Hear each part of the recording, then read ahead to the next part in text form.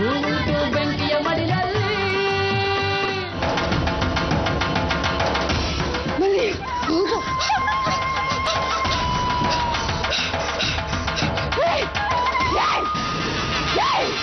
ಹಿಂದೆ ಬಂದ್ರೆ ಒಬ್ಬೊಬ್ಬರು ಕೊಂದಾಕ್ಬಿಡ್ತೀನಿ. ಮಲ್ಲಿ ಬೇಗ ಹೋಗು,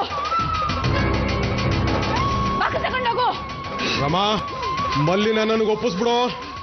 ಒಪ್ಪಿಸ್ಲಿಲ್ಲ ಅಂದ್ರೆ ಏನೋ ಮಾಡ್ತೀಯಾ? ನನ್ ಬದುಕಂತೂ ಹಾಳು ಮಾಡ್ದೆ, ಈಗ ಮಲ್ಲಿ ಬದುಕನ್ನು ಹಾಳು ಮಾಡ್ಬೇಕಂತ. ಅದು ನಾಮ್ ಬದುಕಿರೋ ತನಕ ಆಗಕ್ಕಿಲ್ಲ. ರಮಾ ಬೇಡ, ಕೊಟ್ಬಿಡು ಅವಳನ್ನ. ಮಲ್ಲಿ ಏ ಮಲೆ, ನಿನ್ ಹೊಟ್ಟೆಯಲ್ಲಿ ಜಮೀನ್ದಾರು ಒಕ್ಕುಡಿ ಬೆಳಿತಾರ ನನ್ಗೆ ಗೊತ್ತಿಲ್ಲ ಅನ್ಕೋಬೇಡ.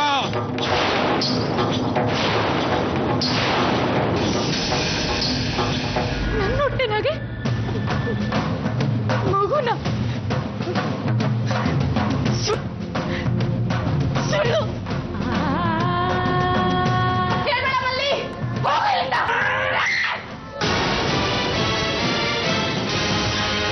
ನನ್ ಮಾತು ಕೇಳು, ನೀನ್ ದೊಡ್ಡ ತಪ್ಪು ಮಾಡ್ತಿದ್ಯಾ. ನಿನ್ ಹೊಟ್ಟೆಲ್ ಮಗಳಿತಾ ಇರೋದು ದೊಡ್ಡ ಯಜಮಾನರು ಗೊತ್ತು. ನೀನ್ ಇಲ್ಲಿಂದ ತಪ್ಪಿಸ್ಕೊಂಡು ಹೋದ್ರೆ ನಿನ್ ಜೀವಂತವಾಗ್ಬಿಡಲ್ಲ ಅವರು. ಇಲ್ಲ, ನನ್ನ ಹೊಟ್ಟೆಲ್ ಯಾರ ಮಗುನೂ ಇಲ್ಲ. ಸುಳ್ಳು ಹೇಳ್ಬೇಡ. ನಿನ್ನಿಂದ ಮಗು ಪಡಿಬೇಕಂತಾನೆ ಚಿಕ್ಕ ಯಜಮಾನರನ್ನ ನಿನ್ ಕೋಣೆ ಹಾಕಿ ಕಳಿಸಿದ್ದು. ನೀನಿಲ್ಲಿ ಓಡ್ ಬಂದಿದ್ಯಾ, ಅಲ್ಲಿ ಚಿಕ್ಕ ಯಜಮಾನ್ರ ಜೀವನ ನರ್ಕ ಆಗೋಗದೆ ನೀನು ಓಡ್ ಬಂದಿರೋದ್ರಿಂದ. ಬೇಡ, ನನ್ನ ಮಾತು ಕೇಳು ಮಲ್ಲಿ, ಬೇಡ, ಹೋಗ್ಬೇಡ. ರಮಾ, ಬಿಡ್ರೆ.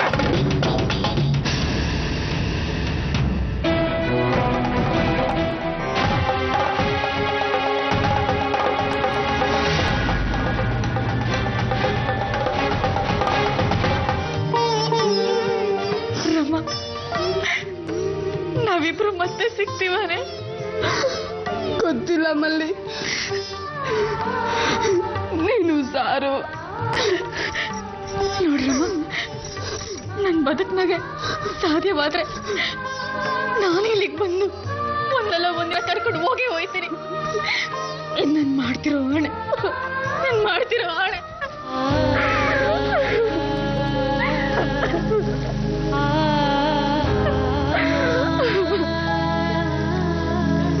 ನಾನು ಮತ್ತೆ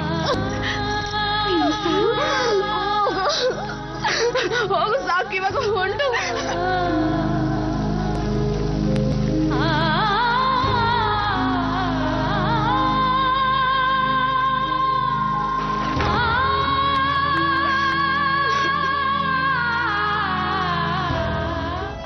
ಚಿಟ್ಕೆ ಹೊಡೆಯೋದ್ರೊಳಗಾಗಿ ನಿಮ್ ಮುಂದೆ ತಂದು ನಿಲ್ಲಿಸ್ತೀನಿ ಅಂತ ಪತ್ತೇನೇ ಇಲ್ಲ. ಆ ಹುಡುಗಿ ಸಿಗೋದಕ್ಕೆ ಸ್ವಲ್ಪ ಡಿಲೇ ಆಯ್ತಾ ಇದೆ ಕರ್ರೆ. ನೀವೇನ್ ಯೋಚನೆ ಮಾಡ್ಬಿಡಿ, ಆದ್ರೆ ಹುಡುಗಿ ಸಿಕ್ಕೇ ಸಿಗ್ತಾಳೆ. ಇದೇ ಮಾತು ನಾನೇನು 1000 ಸಲ ಹೇಳಿ. ಇನ್ನ ನಿನ್ನ ಕತೆ ಕೇಳೋ ತಾಳ್ಮೆ ನನಗಂತೂ ಇಲ್ಲ. ಅವಳು ಏನಾದ್ರೂ ಸಿಕ್ಲಿಲ್ಲ ಅಂದ್ರೆ ಅವ್ರ ಮನೆನ ಒಬ್ಬೊಬ್ಬರನ್ನೇ ಮುಗಿಸ್ತಾಪ.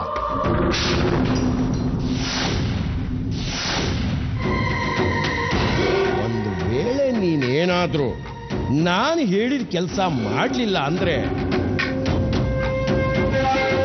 ಅದೇ ಆಕಾಶ ನಿನ್ ತಲೆ ಮೇಲೆ ಬೀಳುತ್ತೆ. ಕೆಲಸ ಹಾಗೆ ಆಯ್ತದೆ. ಈ ಡೀಲಿಂಗ್ ನಾನು ಮುಗಿಸ್ ಕೊಟ್ಟೆ ಕೊಡ್ತೀನಿ. ನೀವೇನ್ ವರಿ ಮಾಡ್ಕೋಬೇಡಿ ದೊಡ್ಡ ಯಜಮಾನ್ರೆ, ಸ್ವಲ್ಪ ತಾಳ್ಮೆ ತಗೊಳ್ಳಿ ಅಷ್ಟೇಯ.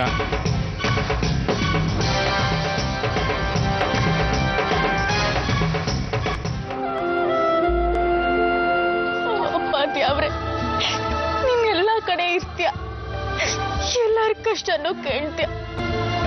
ನನ್ ಕಷ್ಟ ಯಾಕೆ ಕೇಳಕ್ಕಿಲ್ಲ? ಅಪ್ಪ, ಅವ್ವ, ಗಂಡ ಎಲ್ಲರೂ ನನ್ ಕೈ ಬಿಟ್ಬಿಟ್ರು. ಈಗ ನಾನು ಬೀದಿಗೆ ಬಿದ್ದೀವ್ನಿ. ನಂಗೆ ಇವನವರ ಕೈ ತೋರ್ಸಪ್ಪ.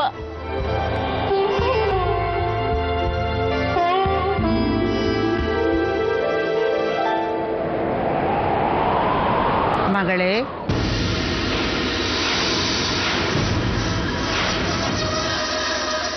ಹೂವು